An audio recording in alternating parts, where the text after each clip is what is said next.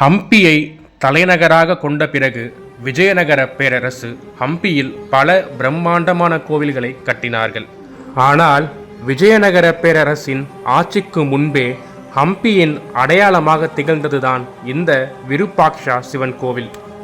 இந்த பிரம்மாண்டமான கோவில் 7ஆம் நூற்றாண்டில் கட்டப்பட்டது. இந்த கோவிலின் ராஜகோபுரம் ஒரு பொறியியல் அதிசயமாகவே கருதப்படுகிறது. இந்த ராஜகோபுரத்தின் உயரம் 160 அடி. இந்த கோபுரம் 9 அடுக்குகளை கொண்டது. ஒவ்வொரு அடுக்கிலும் இந்து மத கடவுள்கள் மற்றும் புராண கதைகளின் சிற்பங்கள் மிக நுணுக்கமாக செதுக்கப்பட்டுள்ளன. இதன் அடித்தளம் உறுதியான கருங்கற்களால் ஆனது. மேல்தளங்கள் செங்கல், சுண்ணாம்பு மற்றும் சுதையால் கட்டப்பட்டுள்ளன.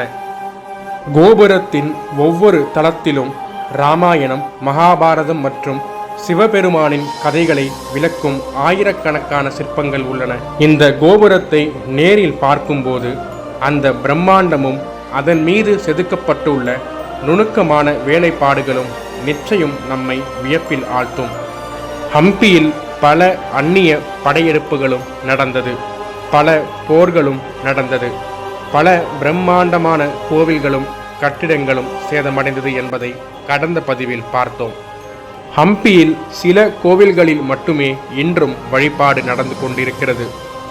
அதில் ஒன்றான இந்த விருப்பாக்ஷா கோவில் 7ஆம் நூற்றாண்டிலிருந்து பல போர்கள் வந்த போதிலும், பல இயற்கை சீற்றங்கள் வந்த போதிலும் யாராலும் அசைக்க முடியாமல் கம்பீரமாக நின்று கொண்டிருக்கிறது.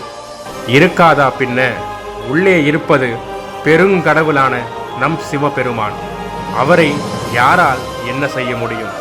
இந்த கோவிலின் வரலாற்றை பற்றியும் பெருமையை பற்றியும் வர பதிவுகளில் விரிவாக தெரிந்து கொள்வோம். சேனலை சப்ஸ்கிரைப் பண்ணி வச்சுக்கோங்க. நன்றி.